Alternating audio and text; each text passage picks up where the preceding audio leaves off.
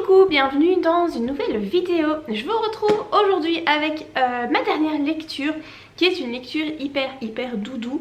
C'est ma première romance de Noël de la saison et c'est un roman de Sophie Jomain. J'ai donc lu Les étoiles brillent plus fort en hiver. Dans la dernière vidéo, je vous disais que je pensais que c'était son deuxième roman de Noël, mais apparemment c'est son premier, donc je suis plutôt contente du coup. Disons que je vais pouvoir les lire dans l'ordre, donc ça je trouve ça plutôt cool. C'est vraiment un hasard parce que je l'ai acheté l'année passée, parce que je l'ai vu passer en poche, sans vraiment me poser la question de savoir est-ce que c'est son premier, deuxième, voilà, je savais pas trop. Apparemment il y a un lien entre toutes ces romances de Noël, un lien assez subtil et voilà, c'est pas forcément utile de les avoir tous lus, donc avoir lu le 1 le 2 avant le 3, mais certaines ont l'air de dire que c'est quand même mieux parce qu'un élément se retrouve dans chacune des romances. Je ne sais pas lequel vu que c'est le premier que j'ai lu et je n'ai pas encore lu le 2.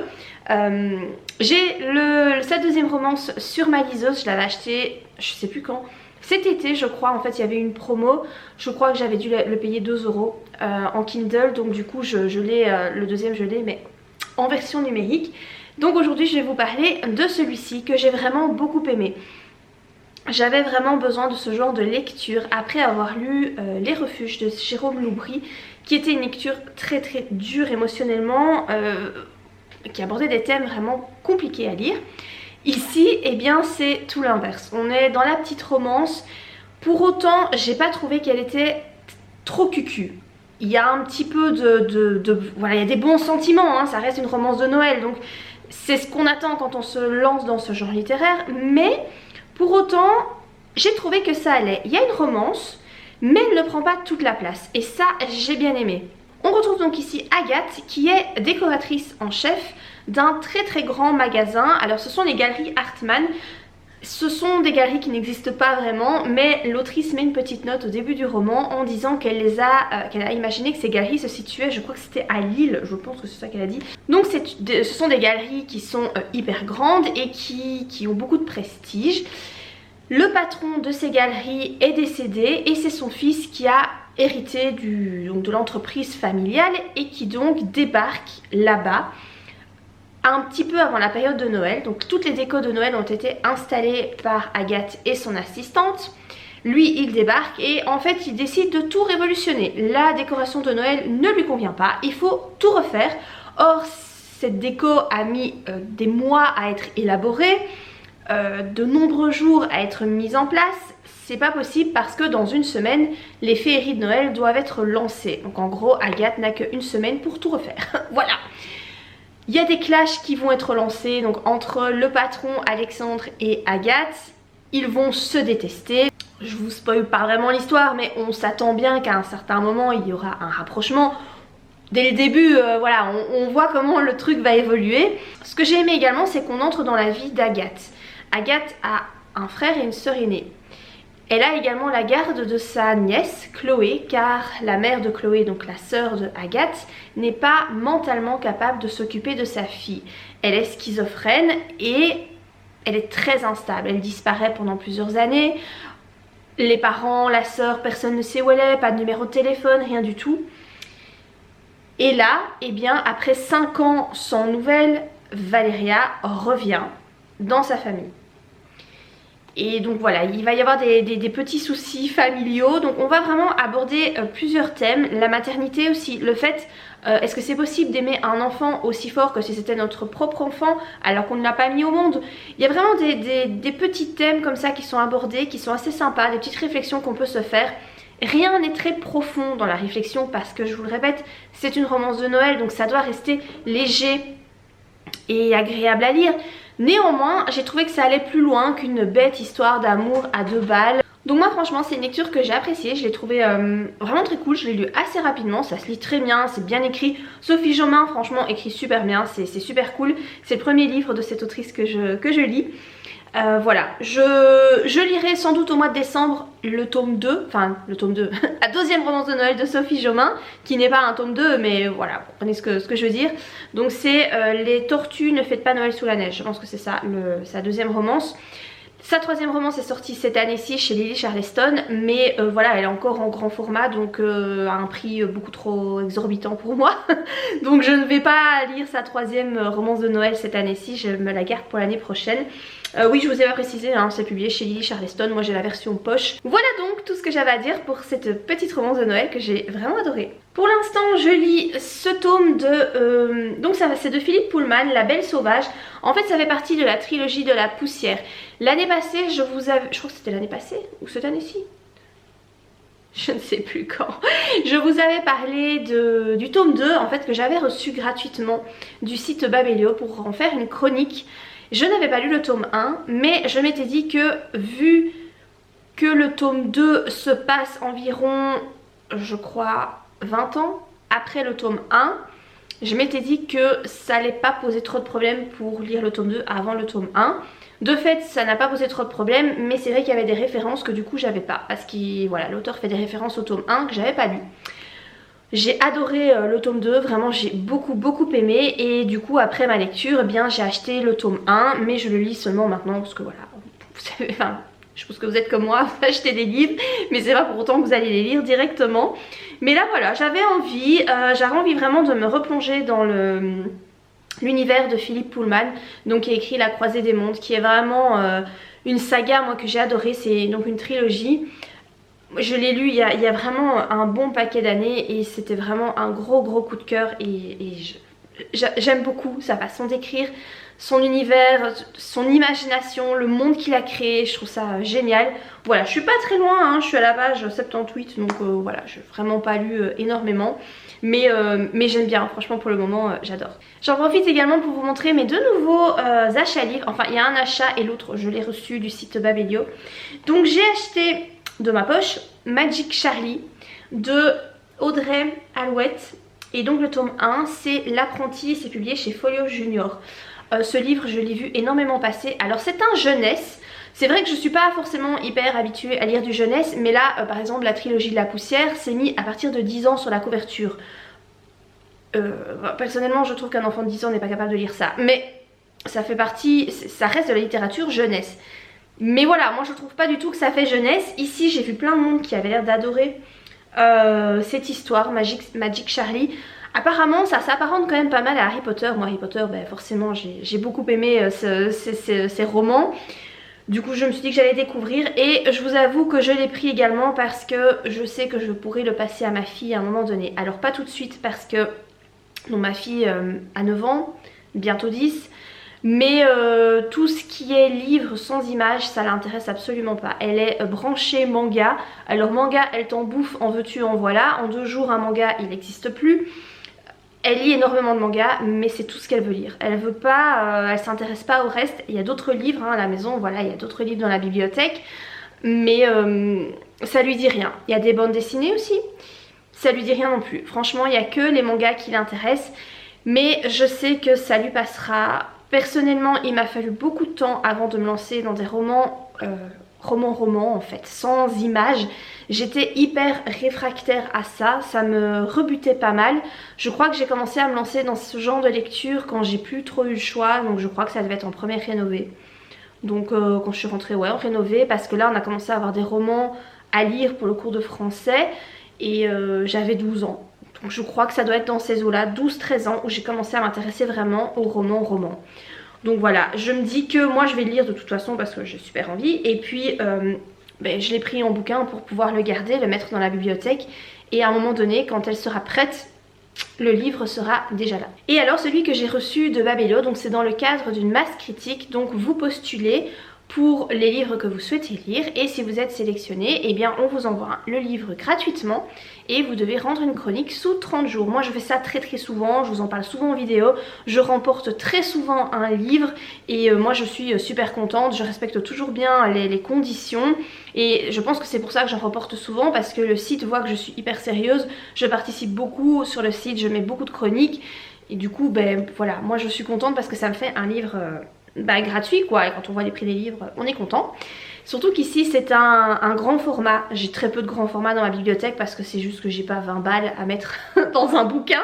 Donc ici le livre c'est Pandore de Susan Stokes Chapman. C'est le premier livre de l'autrice, donc il a été publié en Angleterre, je pense que oui c'est ça, elle est anglaise. Et en fait il a reçu, donc il a été publié en janvier 2022 et il a reçu le prix Lucy Cavendish Fiction Prize et le Bass Novel Prize. Voilà, si vous connaissez, écoutez, tant mieux pour vous, je ne connais pas, mais elle a remporté 2 prix. Quand je l'ai vu, en fait, ça m'a beaucoup intéressé, la couverture. Ouais, je pense que vous voyez bien avec la luminosité. La couverture est vraiment belle. Je suis très contente d'avoir un si beau livre dans ma bibliothèque. Et maintenant, j'espère qu'il sera cool. Il y a quand même pas mal de pages. On est quand même sur 400 pages. Après, c'est pas écrit, voilà, c'est quand même écrit assez large. Je pense que ce sera assez vite lu. La couverture est un petit peu veloutée. C'est un peu, en fait, le même aspect que mes romans. Donc par exemple celui-ci, donc mon tome 2 qui est publié chez Bookmark, c'est un aspect aussi un petit peu velouté. Et ben c'est exactement pareil sur celui-ci. Comme sans doute ça va parler de la boîte de Pandore, mais je pense en fait que c'est vraiment une revisite de ce mythe. Donc moi ça m'intéresse parce que j'adore la mythologie, j'ai fait 6 ans de latin. C'est pas pour rien. Voilà, la mythologie, c'est vrai que j'aime bien ça. Et voilà, je suis très impatiente de le lire. C'est publié chez Michel Lafon, je vous l'avais pas dit. Alors je le lirai juste après donc la trilogie de la poussière. En vrai j'aurais bien voulu me lancer dedans directement après la romance de Sophie Jomain, mais je l'ai pas reçu. Moi dès que je finis un livre j'en commence un autre et je l'avais pas encore reçu, donc du coup voilà. Maintenant je suis lancée dans le livre de Philippe Pullman, je vais continuer, je vais le lire. Et puis je lirai celui-ci, mais j'ai vraiment très hâte, il me tente beaucoup. Puis bon, qu'est-ce qu'il est beau, voilà, c'est juste agréable d'avoir un si bel objet entre les mains. Donc voilà pour ma dernière réception. Voilà donc tout ce que je voulais vous dire pour ce premier rush vidéo. Je vous retrouve plus tard pour la suite. J'en profite également pour vous montrer mon dernier petit craquage. Caro de la chaîne et du compte Caro from Woodland a sorti sa collection de Noël avec un nouveau mug. Et voilà, faible que je suis et amoureuse des mugs que je suis, j'ai commandé son nouveau mug. Et j'ai également pris celui de l'année passée que je n'avais pas commandé parce que les frais de port sont exorbitants. Pour la Belgique, ça me coûte à chaque fois 12 € de frais de port. Donc voilà, quand tu sais que la tasse coûte 25 €, c'est quasiment oui, c'est même un peu plus que 12 €, je crois que c'est 12,60 €, un truc comme ça. En gros ça me coûte la moitié du mug pour le faire venir en Belgique. Donc quand je fais une commande, j'essaie de la rentabiliser et d'acheter plusieurs choses, hein, puisque, pour voilà, rentabiliser c'est foutu frais de port. Donc sa nouvelle tasse, vous l'avez sans doute déjà vu passer, hein, si vous êtes abonné à Caro, voilà, c'est genre le truc que tout le monde a. Toutes les booktubeuses, toutes celles qui sont fans de livres, etc. Je pense qu'on en a toutes. Donc c'est ce mug qui est vraiment magnifique. Donc c'est avec donc un petit pull comme illustration, la très jolie petite phrase. Vous avez également un petit liseré rouge sur le dessus avec des petites branches de sapin. Voilà, je le trouve vraiment très joli. Il est vraiment super beau. Et alors le deuxième, c'est celui-ci. Donc ça c'est celui de l'année passée que je n'avais pas, mais que maintenant voilà, j'ai, hein, évidemment. Il y a une inscription ici à l'intérieur, je vais vous le montrer de plus près. Donc voilà comment il se présente. C'est vraiment hyper joli avec la petite inscription. Voilà. Autant te dire que je suis heureuse de boire mon petit café et mon petit thé dans ces superbes petites tasses. J'ai également pris du thé, donc c'est du thé de Thé Héritage, thé vert, casse-noisette. Donc je me suis dépêchée, je crois que ma commande a été faite en 4 minutes. Donc en fait les commandes étaient ouvertes à partir de 21 h je pense. À 21 h j'étais sur le site, 21 h pile, à 21 h 04 je validais mon panier. Parce que la dernière fois je voulais me prendre du thé, c'était pumpkin chai je crois, je ne sais plus, quelque chose comme ça. Et j'ai mis je crois 6 minutes pour faire ma commande et au moment de valider en fait il n'y avait plus de thé, c'était épuisé. Donc là comme je savais ce que je voulais prendre, j'ai été comme une folle, j'ai été super vite parce que j'avais peur qu'il n'y ait pas assez de stock quoi. Et effectivement je suis retournée voir un petit peu après et il n'y avait plus de thé, donc vraiment il fallait se dépêcher. Donc voilà, du thé, je l'ai déjà goûté. Je crois que c'est le meilleur thé que j'ai bu de toute ma vie. Il sent tellement bon, il sent le caramel, il sent la vanille, il a une odeur tellement réconfortante et surtout il goûte, il a vraiment du goût et c'est le meilleur thé que j'ai bu de ma vie. Voilà, pour tout vous dire, j'ai fait une commande sur le site Chahuté, donc c'est un site de thé belge. J'achète toujours mon thé là-bas parce que c'est un site belge et j'ai pas de frais de port, voilà, donc du coup j'en profite toujours pour en acheter là. J'ai acheté je crois 9 sortes de thé différentes, donc thé de Noël et thé d'automne. J'en ai goûté 2 sur les 9 jusqu'à présent et clairement c'est pas du tout à la hauteur de celui-ci. Voilà, je suis déjà en train de déprimer à l'idée que voilà, je vais le finir à un moment donné et je ne sais pas comment je vais faire pour en récupérer. J'ai pas regardé sur le site de Thé Héritage combien coûtent les frais de port, mais à mon avis ça va coûter cher parce que c'est de France et ça me fait chier de devoir payer à chaque fois 10 balles de frais de port quand je veux m'acheter un truc en France. Mis à part Amazon, quand je veux me commander un truc, à chaque fois les frais de port sont exorbitants. Donc voilà, je sais qu'il y a beaucoup de monde qui crache sur Amazon, mais écoutez, dépenser 10 à 15 € quand tu veux t'acheter un truc en France qui était de Belgique, c'est juste pas possible quoi. Donc je verrai quand j'en aurai plus.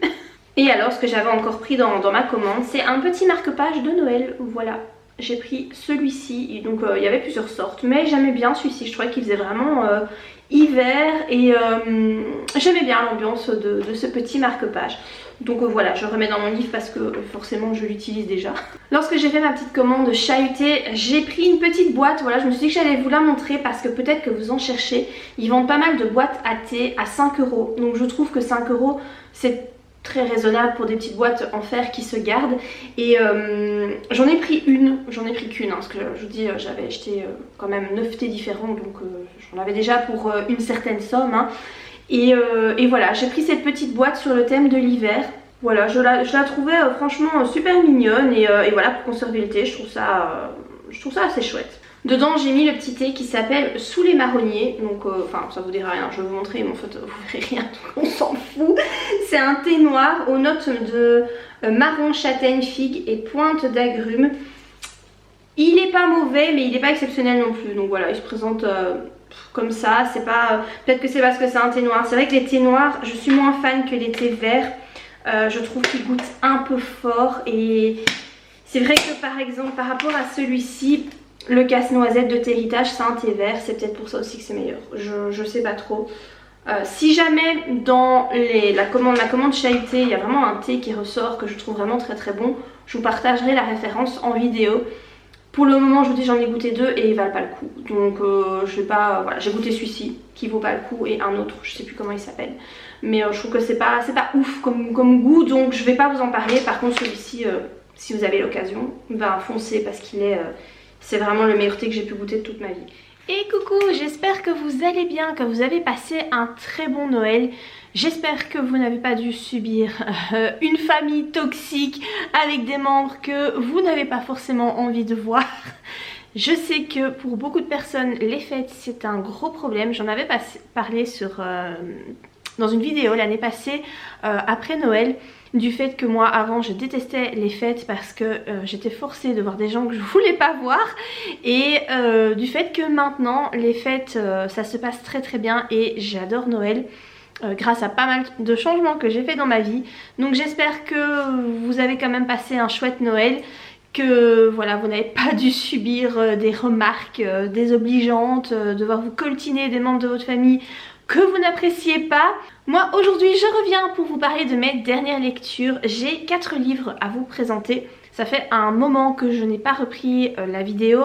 Je n'ai pas eu le temps, voilà, il y a eu la maladie, la grippe s'est invitée chez moi, j'ai eu plein de choses à faire.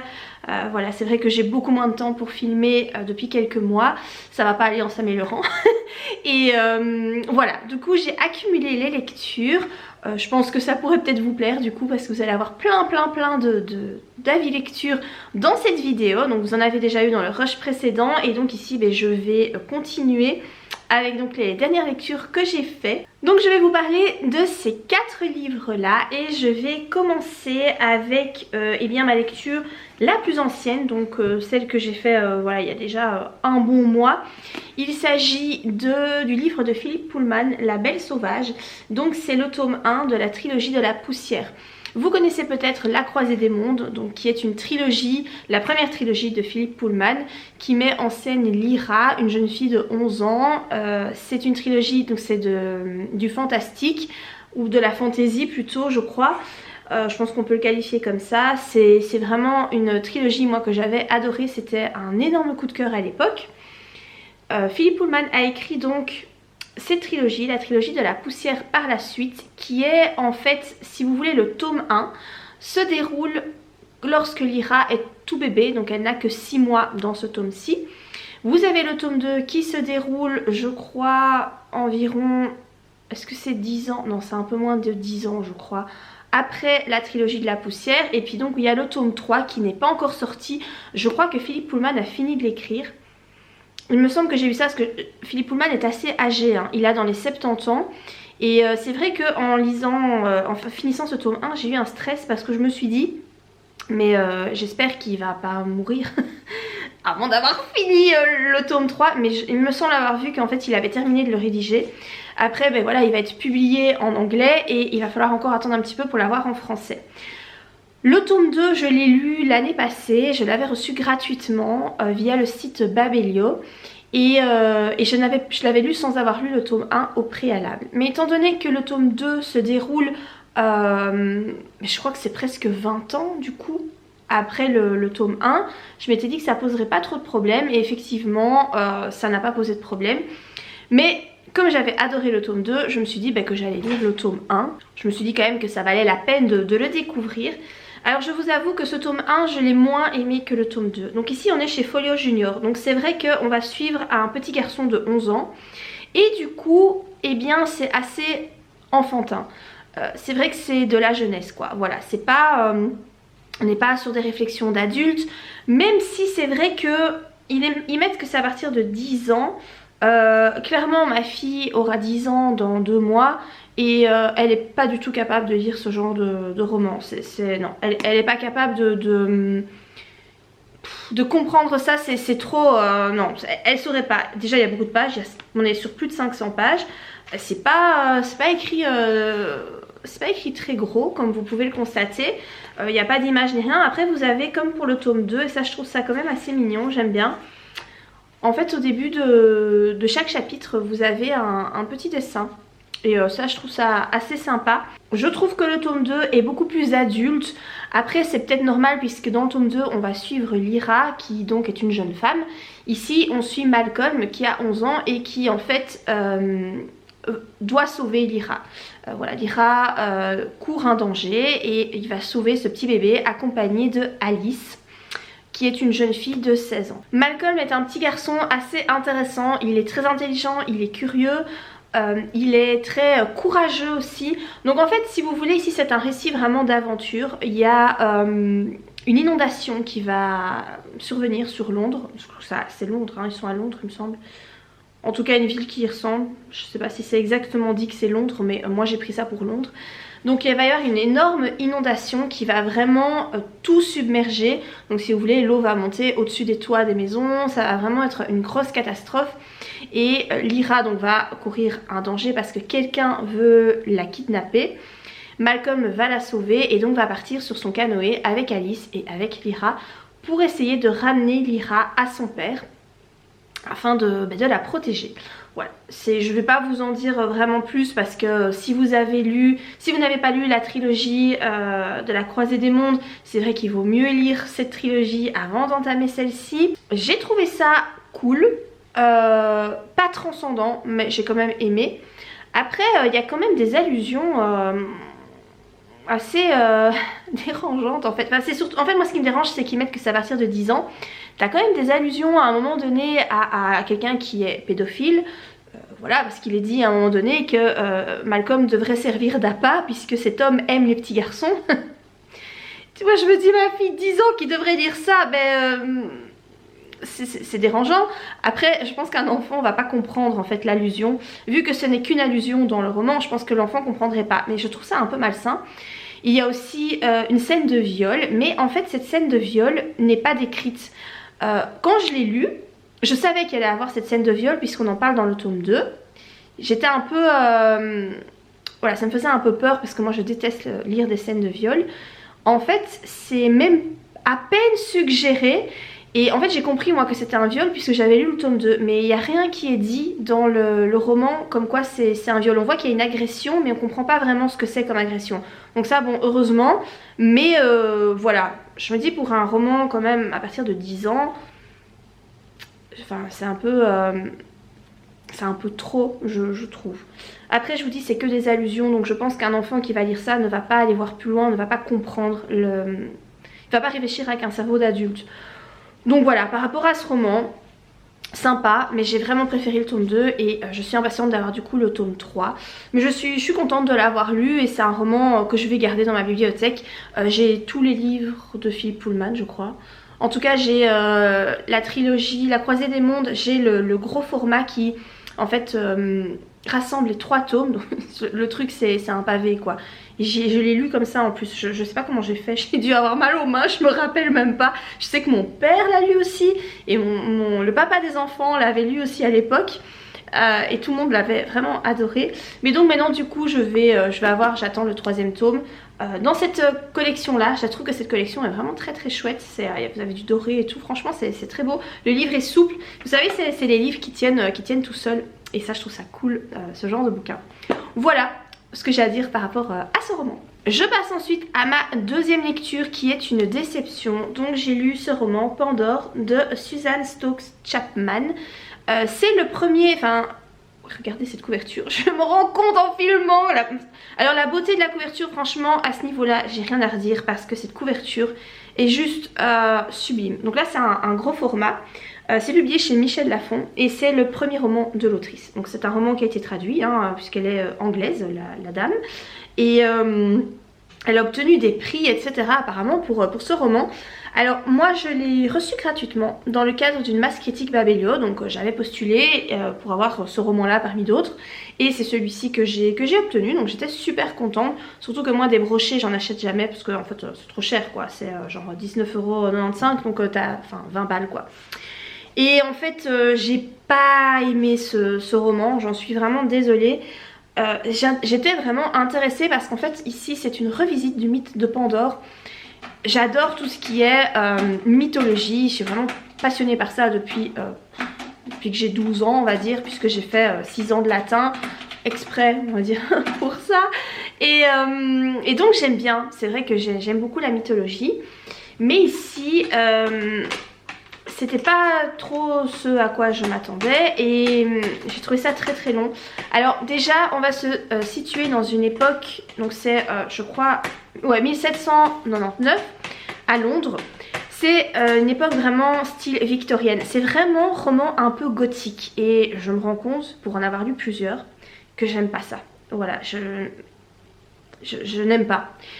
Tous ceux que j'ai lus en tout cas ne m'ont vraiment pas plu. Je sais que j'ai lu Anatomy a Love Story, je l'avais moyennement aimé. C'est pas que je l'avais détesté mais c'est vrai que c'était pas c'est pas ce que je préfère on va dire. Donc ici on va suivre une jeune femme de... Quel âge est-ce qu'elle a? 21 ans? Je sais plus. Elle est très jeune hein. Donc cette jeune femme s'appelle Pandora, elle vit avec son oncle qui tient une boutique d'antiquités. Alors cette boutique d'antiquités appartenait aux parents de Pandora qui sont morts lors de fouilles archéologiques. Pandora était très jeune, elle avait 8 ans je crois. Et donc l'oncle l'a pris sous son aile et a repris la boutique d'antiquités de ses parents. C'était une boutique qui avait énormément de prestige, les antiquités étaient des vraies antiquités qui avaient de la valeur. Et son oncle en a fait quelque chose de complètement pourri, avec plein de contrefaçons, une boutique poussiéreuse où vraiment cette boutique a perdu de son éclat. Et Pandora, tout ce dont elle rêve c'est de pouvoir s'émanciper, quitter cet oncle qu'elle déteste.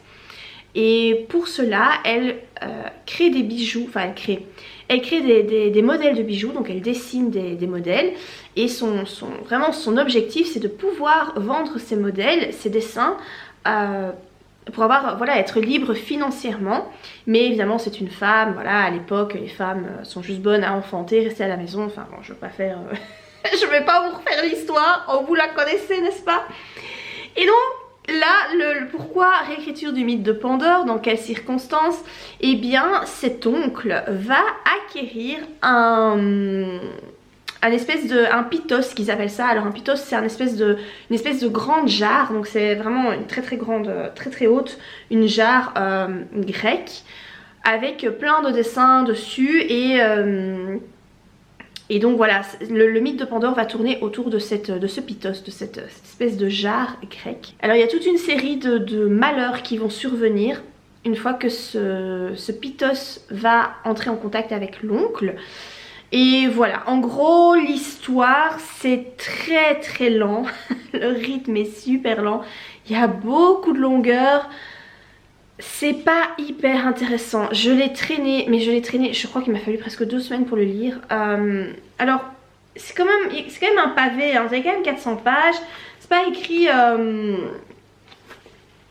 c'est quand même écrit petit, voilà, les marges sont pas hyper grandes, donc c'est vrai que vous en avez pour un petit moment quand même, bon moment de lecture. Néanmoins, quand tu as un rythme qui est hyper soutenu, ben, tu lis beaucoup plus vite parce que tu as envie, tu tournes les pages, dès que tu as 5 minutes tu lis. Bon ici, clairement, j'avais jamais envie d'y revenir parce que c'était très long. Le personnage de Pandora, je l'ai pas apprécié plus que ça, donc du coup je me suis pas... j'ai pas accroché avec le personnage, donc forcément je me foutais un peu de ce qui allait lui arriver. Bon voilà, je l'ai lu il y a un petit moment aussi, hein, du coup ce roman là, et voilà, personnellement je le conseille pas du tout. C'est pas... non, je le conseille pas. Moi j'ai pas aimé, même si vous aimez les romans historiques. Bon moi habituellement j'aime quand même les romans historiques, mais là non, ça l'a pas trop fait. Je vais le refiler à ma tante pour qu'elle puisse le découvrir parce que je me dis que peut-être qu'elle elle apprécierait. Et puis après je pense que je vais le revendre parce que ce roman... voilà, j'ai pas forcément envie de le garder dans ma bibliothèque. Alors la couverture est magnifique, mais c'est à peu près tout ce que moi je retiens de cette histoire. Voilà, je sais pas si vous l'avez lu, dites-moi ce que vous en avez pensé. J'ai vu qu'il y a quand même pas mal, il tourne quand même pas mal ce roman et il y a pas mal de gens qui l'ont dans leur pile à lire. Mais voilà, moi, ce n'est pas une réussite pour moi. Je passe au 3e roman qui est un thriller, comme ça, vous allez avoir toutes sortes de styles, hein. Donc, le premier c'était de la jeunesse, fantasy jeunesse. 2e c'est un roman historique. 3e roman, un thriller. Il y en a vraiment pour tous les goûts dans cette vidéo, c'est fantastique. J'ai lu donc le premier roman de Sarah Pearse qui s'intitule Le Sanatorium. Alors, pourquoi j'ai lu ce roman ? Déjà je l'ai découvert grâce à Sophie de la chaîne Un Café et des Livres qui en parlait avec beaucoup d'enthousiasme, qui avait adoré ce roman. Donc moi ça m'a interpellée. 2e élément pour lequel j'ai acheté ce roman, et eh bien c'est la couverture et le titre. Donc c'est vraiment le combo des deux. Le fait que vous avez voilà, un paysage enneigé avec une espèce de manoir. En fait ce qu'il y a c'est qu'avec le titre j'attendais certaines choses et le souci et ben, c'est que j'ai pas du tout eu ce à quoi je m'attendais et en fait je n'ai pas du tout aimé cette lecture, je ne l'ai vraiment pas appréciée du tout, c'est une grosse déception. Et vraiment je crois que la déception tient du fait de ce titre. Alors moi ce que j'attendais quand je pense sanatorium attention, on va rentrer dans du glauque. Pour moi, j'imagine un petit peu de paranormal peut-être. Des choses glauques qui se sont déroulées dans un hôpital où on soignait les malades. Mais vraiment, tu sais, des trucs... genre, on a fait des expériences sur les gens et t'as peut-être des esprits qui sont toujours là. Tu sais, tu découvres des trucs vraiment hyper glauques. Et vraiment, moi, j'attendais ça, quoi. Je voulais avoir peur, avoir froid. Je voulais tout ça. Et en fait c'est pas du tout ce que vous trouvez dans ce roman, vraiment pas. Donc en fait on va suivre ici Eileen Warner qui est inspectrice à Londres. Elle va se rendre en Suisse, donc dans un hôtel de luxe qui est en fait un ancien sanatorium. Et donc ce sanatorium a été transformé en hôtel de luxe. Son frère va se fiancer à cet endroit et donc il a invité sa sœur à venir passer un petit séjour là-bas avec son mec. Il faut savoir que Eileen et son frère ne s'entendent pas parce qu'il y a un énorme secret de famille voilà, qui les entoure. Cette inspectrice, de ce que j'ai compris, ça va devenir l'inspectrice, le personnage phare des romans de Sarah Pearse. En fait elle fait un petit peu comme tous les auteurs de thrillers, donc genre Franck Tillier avec... c'est Charcot chez Franck Tillier je crois. Cédric Cyr aussi, enfin voilà ils font tous un petit peu ça. Et bien Sarah Pearse... elle fait comme les autres, on va dire. Et donc apparemment Eileen Warner, ça va devenir son inspectrice phare qu'on va retrouver dans ses prochains romans. Alors moi j'ai détesté ce personnage, voilà, déjà de base je l'ai pas aimé. Elle m'a tapé sur le système. Elle n'arrête pas de ressasser ses problèmes, de ressasser ce qui ne va pas dans sa vie, parce que bon, bah, elle est dépressive, voilà, elle a son ancienne enquête a mal tourné, elle a failli mourir, et donc en fait elle est hyper énervante, et se retrouver dans sa tête, c'est vraiment pas quelque chose d'agréable. Avec son mec, enfin c'est vraiment spécial, même son mec en fait, il m'a tapé sur les nerfs, mais je ne supportais pas ce mec là. Vraiment, tous les personnages qu'on a rencontrés dans ce roman, je les ai tous détestés. Vraiment, je les ai pas aimés, aucun. Donc déjà ça pose problème. Ensuite, par rapport au fond de l'histoire, ils vont se retrouver donc dans cet hôtel de luxe. Il y a une tempête qui va arriver. Et donc, les gens vont devoir être évacués de cet hôtel. Puisqu'en fait, si vous voulez, c'est un hôtel qui se situe un peu sur une montagne, difficile d'accès. Voilà, t'as qu'un petit chemin pour y arriver, et donc t'as des gros risques d'avalanche, ça peut être super dangereux, et donc vu qu'il y a cette tempête qui arrive, les gens doivent être évacués. Évidemment, comme par hasard, la plupart sont évacués, mais pour le dernier trajet où Eileen est censée se trouver dans ce dernier trajet, eh bien il y a une grosse avalanche qui survient, et donc impossible pour les autorités de venir chercher les dernières personnes, donc ils doivent rester là. Et évidemment, il y a un meurtre qui va survenir. Voilà. Et puis, plusieurs meurtres qui vont arriver. Et donc, on comprend bien que parmi les dernières personnes qui se trouvent dans l'hôtel, eh bien, le meurtrier se cache parmi ces personnes. Mais qui est-ce? Donc voilà, ça c'est l'enquête. Je n'avais pas deviné qui était le meurtrier. Mais bon, voilà, moi je suis très naïve et je suis vraiment pas douée pour ce genre de truc. Donc, c'est pas étonnant. Après, quand j'ai découvert la finalité de l'histoire, parce que j'ai lu jusqu'au bout, parce que je voulais quand même savoir qui était le meurtrier, et puis je vous dis, moi j'attendais vraiment une révélation de dingue, quelque chose de glauque, jusqu'à la fin j'ai attendu ce truc glauque. Il y a effectivement quelque chose de glauque qui tourne autour de ce sanatorium, mais genre le truc ça prend 2 pages quoi, donc c'est pas du tout ce à quoi je m'attendais, j'étais très déçue. La finalité de l'histoire je l'ai trouvée bête. Enfin, je sais pas, j'ai pas aimé, enfin, voilà, j'ai pas trouvé ça bon comme roman. J'ai pas beaucoup d'expérience en thriller parce que ça ne fait que depuis cette année, donc 2022, que je lis des thrillers. Mais voilà, après avoir lu du Franck Tillier, tu passes à ça, pour moi tu ne peux être que déçu. En tout cas, voilà, moi... Après j'ai peut-être commencé par le meilleur aussi, hein. Franck Tillier, c'est vrai que c'est quand même une bête, hein. En thriller, on peut dire ce qu'on veut, mais Franck Tillier c'est quand même un truc de fou quoi. Et Jérôme Loubry aussi, j'ai tellement aimé, enfin pour moi ils sont vraiment très bons ces deux auteurs. Et ici, pour moi, elle leur arrive vraiment pas à la cheville et j'étais super déçue. Donc voilà, je vais prêter ce roman à mon papa puisque il aime les thrillers. Peut-être que lui ça lui plaira, je sais pas, à voir, j'en parlerai avec lui une fois qu'il l'aura lu. Et puis ce roman, je vais le revendre, je vais pas le garder dans ma bibliothèque parce que voilà, ça m'a pas plu. Sarah Pearce, j'ai vu qu'elle avait sorti un autre livre d'ailleurs, il est ici, ça s'appelle Le Nid. Voilà pour la couverture, toujours chez Michel Lafon. Ici c'est le livre de poche, mais à la base, ouais, ça sort chez Michel Lafon apparemment. Je vais pas lire ses autres romans, non. Je pense que son style ne me convient pas, son personnage d'Eileen ne me convient pas, donc je crois que je vais pas poursuivre avec cette autrice. Voilà, c'est dommage, mais c'est comme ça. Et finalement, ma quatrième lecture est un roman que j'ai plutôt apprécié. Heureusement là, parce que en fait là je vous ai présenté deux déceptions. Heureusement celui-ci relève quand même un petit peu le niveau de mes lectures, de mes dernières lectures. Donc c'est celui-ci, je l'ai terminé il y a quelques jours celui-ci. Donc c'est Noël surprise dans les Highlands de Sarah Morgan. Tous les hivers, j'aime bien lire un Sarah Morgan. Enfin quand je dis tous les hivers, en fait je crois que c'est mon troisième Sarah Morgan. Donc on peut pas dire que c'est vraiment une tradition que j'ai depuis super longtemps.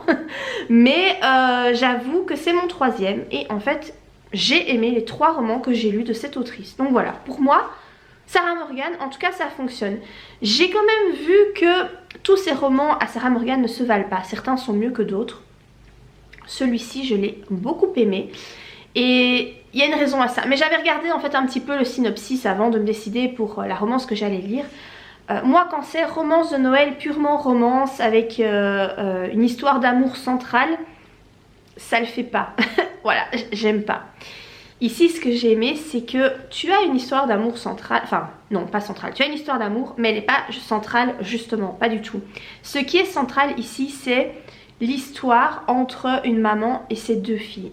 Et je trouve qu'il y a énormément de beaux messages, de très belles valeurs, de leçons de vie et vraiment on va au-delà de la romance de Noël genre téléfilm TF1 quoi. Non, c'est... Tu ressors de ta lecture en te posant des questions et en ayant ouais, une réflexion sur la vie, etc. Et ça j'ai beaucoup aimé. On va suivre en fait ici Gail qui est donc la maman. Ça fait 5 ans qu'elle ne parle plus à ses filles. Donc ces filles qui ont ouais, dans la vingtaine, proche de la trentaine. Donc ces filles qui sont Ella et Samantha.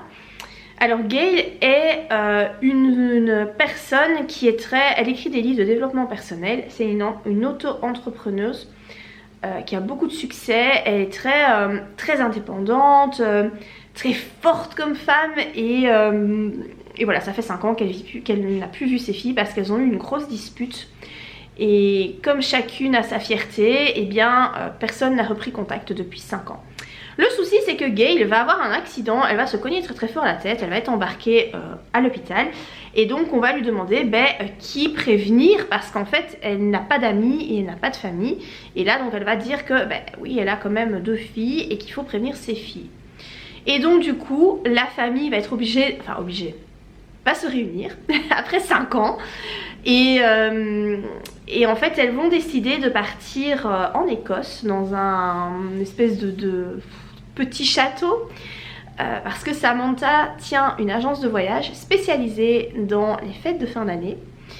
Elle a découvert ce petit château, donc le propriétaire souhaiterait louer son château pour faire un peu comme une maison d'hôte.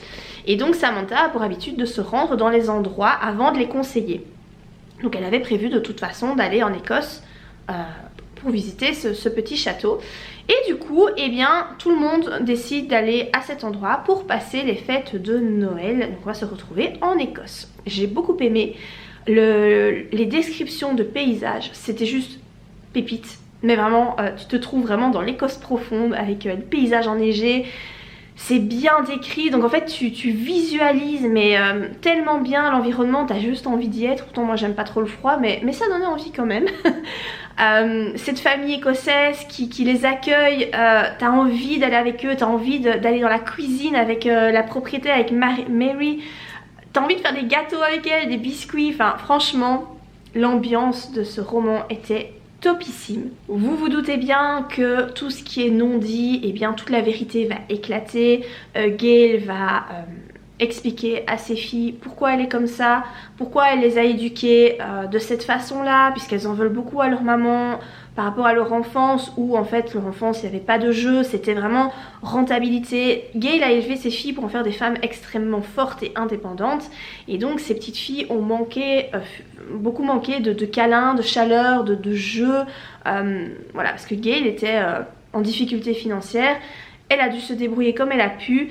Et en fait ce que j'ai aimé c'est que vraiment c'est peut-être parce que je suis maman en fait que ça m'a touchée, parce que tu te rends compte que en tant que parent tu fais d'office des erreurs avec tes enfants. Il n'y a pas de parents parfaits. En fait tu fais ce que tu peux avec ce que tes propres parents t'ont donné et avec ce que tu as autour de toi. Et donc forcément tes enfants à un moment donné je pense finiront par te reprocher quelque chose, parce que voilà tu fais comme tu peux mais la perfection n'existe pas, et tu essayes de comprendre les besoins de tes enfants mais c'est vraiment pas facile. Être parent c'est très difficile. Et là ce que j'ai aimé c'est que en fait à un moment donné donc du coup les filles de Gail vont réussir à se mettre à la place de leur maman et comprendre en fait les choix de leur maman, et quand tu arrives à te mettre à la place de l'autre, tu arrives plus facilement à pardonner et à accepter ce que l'autre a fait. Mais vraiment le pardon c'est vraiment essentiel, mais pour ça il faut pouvoir se mettre à la place de l'autre et pouvoir voir à travers le prisme de l'autre. C'est vraiment une qualité qui est essentielle, je pense, dans la vie, ça. Mais vous voyez, c'est plein de belles histoires. Et ce que j'ai aimé aussi, c'est que donc Ella, une des filles de Gail, a une petite fille. Gail, évidemment, on découvre qu'elle est mamie, hein, parce que voilà, elle le savait pas, hein, donc ça lui tombe un peu sur la tronche là. Et il y a une espèce de lien qui va se créer entre cette grand-mère et cette petite fille. Et ça, c'est quelque chose que j'ai remarqué aussi avec ma propre mère. Il y a des choses que ma mère fait avec ma fille qu'elle ne faisait pas avec moi. Et je pense que pour moi, en tout cas, avoir des liens avec les grands-parents, c'est extrêmement important. Alors je sais que tout le monde n'a pas cette chance parce que tu as des grands-parents qui sont vraiment exécrables, merdiques, qui s'en foutent de leurs petits-enfants. C'est très très triste. Mais quand tu as la chance d'avoir des grands-parents qui sont présents et qui veulent s'investir, je pense que c'est important. Parce que vraiment, les enfants créent des liens avec leurs grands-parents qui sont complètement différents des liens qu'ils ont avec leurs parents et qui sont essentiels pour moi. Enfin, en tout cas, je l'ai vu dans cette histoire et c'est vrai que j'ai pu transposer ça avec ma propre histoire à moi. Vraiment, oui, c'est quelque chose d'important et de beau aussi. Et moi, ça m'a beaucoup touchée. Vraiment, ça m'a beaucoup touchée. L'histoire d'amour, je vous dis, il y a une petite histoire d'amour, mais franchement, elle prend vraiment pas toute la place. Elle est sympa. Alors, à un moment donné, j'ai trouvé ça un petit peu neuneux quand même. Je vous cache pas, je me suis dit, oh là là là là, on est dans la petite romance de Noël quand même. Voilà, mais heureusement, ça prend pas tout le roman, hein. C'est genre un petit chapitre, une scène. Donc ça va, ça va. Vraiment, ici, l'accent est mis sur la famille et sur la relation entre une mère et ses filles et sa petite fille. Donc voilà, si vous êtes plus réceptive à ça, je vous conseille cette histoire. Elle est vraiment chouette. Ce roman, je vais pas le revendre. Voilà, je vous ai déjà dit. Donc voilà, il y en a deux là que je vais mettre sur Vinted incessamment sous peu quand les personnes à qui je vais les prêter les auront lus. Ce roman-ci, je vais pas le revendre. J'ai le roman de l'année passée de Sarah Morgan que j'avais lu aussi, qui là est une histoire vraiment plus axée sur trois sœurs. Voilà, trois sœurs qui sont très différentes et qui vont renouer. Et moi, j'aime bien les histoires de famille en fait. Je me rends compte que c'est vraiment ça qui me touche. C'était Les vœux secrets des sœurs McBride, si jamais. J'essaierai de vous mettre le lien là de la vidéo de l'année passée. Parce que j'ai lu cette romance évidemment aussi en décembre. Je vous en parlais à ce moment-là et j'avais vraiment beaucoup aimé. Et ben celle-ci, c'est pareil. Très très chouette livre que je vous conseille. Point de vue lecture, je vais vous faire un dernier mot sur ma lecture en cours, comme ça vous verrez ce que vous trouverez dans la prochaine vidéo. Je vais clôturer la vidéo là, j'ai encore juste un petit truc à vous montrer. Et puis je la clôturerai parce qu'elle va être méga longue. Mais sinon, là je suis en train de lire Magic Charlie de Audrey Alouette. Alors c'est publié de nouveau chez Folio Junior, donc en fait c'est la même collection que La Belle Sauvage. C'est un roman plus axé pour les enfants, c'est de la jeunesse. Mais j'ai décidé de lire ce roman parce qu'en fait je le vois passer partout. Et apparemment c'est style Harry Potter. Et les personnes qui ont apprécié Harry Potter adorent ce roman. Donc du coup je me suis décidée pour ce livre. Je suis pas forcément fan de romans jeunesse, mais il m'intriguait et puis je me suis dit que de toute façon je le garderai dans ma bibliothèque pour que ma fille et mon fils puissent lire ce roman à un moment donné, s'ils en ont l'envie. On n'y est vraiment pas pour ma fille puisque tout ce qui est... s'il n'y a pas d'image, elle veut pas. Donc voilà, de toute façon, mais je pense qu'elle est quand même trop petite. C'est à partir de 11 ans et c'est vrai que franchement, je la vois pas du tout lire ça. T'as quand même du vocabulaire, c'est pas écrit d'une façon très simple, très jeune. T'as quand même du vocabulaire assez joli, des phrases bien construites, bien belles. Donc voilà, je vous en reparle. Je vais terminer cette vidéo avec un colis que j'ai reçu donc de la marque Le Zèbre Volant. J'ai déjà reçu pas mal de choses de cette jeune femme, donc Clarisse, qui a créé sa marque. J'ai reçu l'année passée, non c'est pas l'année passée, c'était il y a 2 ans, le Happy Reading. Donc c'est un livre pour noter les lectures, pour vraiment un livre très très complet. Je sais pas si vous vous souvenez de quand je vous avais présenté ce Happy Reading. Je vous laisserai la vidéo, enfin le lien ici, si ça vous intéresse d'aller voir ce que j'en disais. Et donc ici Clarisse a créé un nouveau produit qui est un carnet pour noter ses rêves. Donc j'ai reçu, voilà, j'ai pas déballé, hein, ça fait un moment que j'ai reçu, mais comme j'avais pas le temps de filmer, bah, j'ai dû laisser le colis de côté. Mais j'avais vraiment très envie de découvrir évidemment. C'est super bien emballé avec du très très joli papier. Donc je vais déballer ça avec vous. Donc ça se présente comme ça dans un très très joli petit papier avec des plumes. C'est vraiment super bien emballé. Et donc voilà comment se présente le carnet. Donc il est marqué Happy Dreaming, le carnet intelligent de vos rêves. Pour noter donc ses rêves. Alors moi c'est vrai que je suis assez réceptive à ça parce que je suis quelqu'un qui rêve beaucoup et qui se souvient de ses rêves. Ça a toujours été comme ça et voilà son petit logo, si jamais c'est comme ça, un petit zèbre. Vous avez cette première page avec vos coordonnées si jamais vous perdez votre carnet pour qu'on puisse vous le restituer. Vous avez un espèce de petit tracker comme ça. Alors qu'est-ce qui est noté? Donc la date, l'heure du coucher, le temps de sommeil, la saison, votre rêve. Est-ce que vous vous êtes réveillé pendant la nuit? Oui et non. Les impressions lorsque vous vous êtes réveillé pendant la nuit. Les événements de la veille. Alors, vous pouvez noter les impressions que votre rêve vous a fait. Donc, est-ce qu'il vous a fait pleurer, etc. Comment vous vous êtes réveillé au matin. Les symboles que vous avez relevés, plus votre interprétation de ces symboles et l'enseignement que vous en tirez. Je trouve ça hyper complet. C'est vraiment chouette. Vous avez plein de pages. Ouais, il y a vraiment de quoi noter beaucoup de rêves. Ah ouais, là franchement, vous avez de quoi noter plein de rêves. Je sais pas combien de pages il y a. Il y en a beaucoup, hein. Il y en a beaucoup. Alors vous avez aussi, ce qui est assez chouette, vous avez en fait les phases de la lune. Donc vous pouvez noter parce que c'est vrai qu'en fonction de si c'est la pleine lune, etc. Moi je sais que quand c'est la pleine lune c'est une catastrophe mes nuits. Mais vraiment je fais pas exprès, mais c'est comme ça à chaque fois, c'est très pénible.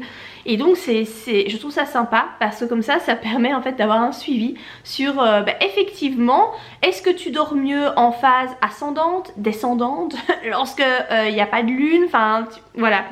C'est très bien fait, franchement c'est chouette, c'est un cahier à spirale donc c'est cool. Tu sais tu peux, moi j'aime bien les cahiers à spirale parce que tu peux vraiment les ouvrir comme ça. Je trouve ça beaucoup plus pratique qu'un carnet relié, voilà, classique. Les carnets à spirale sont vraiment chouettes, je trouve que la couverture est belle, c'est plastifié et tout. Franchement c'est un très chouette produit. Alors j'ai reçu deux autres petites choses. Alors je pense que dans celui-ci c'est un marque-page. Effectivement c'est un marque-page à l'effigie du Happy Dreaming. Et ce que j'apprécie particulièrement c'est qu'il est plastifié. Oui, ça je trouve ça bien parce que moi les marque-pages que je commande à chaque fois, donc je les commande sur Caro from Woodland, hein, j'adore ce qu'elle fait. Mais le problème c'est que les marque-pages sont pas plastifiés, c'est du bête carton. Et en fait moi je les abîme, enfin je les transporte 2 fois et c'est bon, le truc il est tout corné quoi. Parce que ça dépasse de mes livres, vu que j'ai en général des livres poche, le marque-page en fait est trop grand pour mon livre et donc je l'abîme. Et donc je suis obligée de le plastifier à chaque fois moi-même, c'est chiant, voilà, disons-le. C'est chiant. Ici il est déjà plastifié donc je trouve ça cool. Et donc à l'arrière vous avez son logo avec voilà, qu'est-ce qu'il est écrit, enfin c'est son site internet, etc. Enfin son site internet c'est sur Etsy, donc si jamais voilà, je vous mettrai en barre d'infos le lien de sa boutique bien évidemment. Et j'ai également reçu ce petit bloc-notes qui est donc toujours avec l'illustration du Happy Dreaming. Et donc c'est une to-do list et donc vous avez voilà de quoi noter vos choses à faire. Je trouve ça très chouette. Je n'ai pas ce genre de produit à la maison, mais je trouve ça très pratique si tu as une liste de courses à faire ou voilà tout simplement des trucs à faire sur ta journée. Moi à mon avis je vais plus utiliser en liste de courses parce que pour tout ce qui est choses à faire sur ma journée, j'ai mon bullet journal, donc voilà, j'utilise plutôt mon bullet journal si j'ai envie de noter des choses. Mais pour les listes de courses, ben forcément ça c'est très pratique. Vous avez plein de feuillets, je sais pas combien il y en a, mais franchement il y a de quoi faire. L'arrière c'est toujours l'illustration, elle est vraiment belle, hein. Je sais pas ce que vous en pensez mais moi je trouve ça très joli. J'aime beaucoup dans les tons bleus comme ça, c'est très apaisant. Ça va vraiment très bien avec le fait qu'on parle ici des rêves. Donc voilà pour ces produits, merci beaucoup Clarisse du Zèbre Volant de m'avoir envoyé ces produits. Ça me fait trop plaisir et clairement je vais les utiliser. Je vous laisse le lien de la boutique Le Zèbre Volant en barre d'infos si ça vous intéresse. Je vais vous laisser ici je crois, vous avez le petit guest de la vidéo, je l'ai senti passer derrière moi et à mon avis vous avez dû assister à, je sais pas, à des patouilles etc. Je ne sais pas ce qu'il a fait mais bon là voilà, il fait dodo, mon petit chat d'amour. Donc voilà, je pense que je vais m'arrêter ici pour cette vidéo. J'espère qu'elle vous aura plu. N'hésitez pas à la liker et à la commenter si ça vous plaît. N'hésitez pas à vous abonner aussi à ma chaîne si mon contenu eh bien, vous intéresse, que vous appréciez mes vidéos. Et voilà, moi je vous dis à très bientôt pour de prochaines vidéos, sans doute en 2023 parce que je pense que je ne vais plus publier de vidéos avant 2023. Donc voilà, si jamais, eh bien écoutez, bonne année. Salut salut.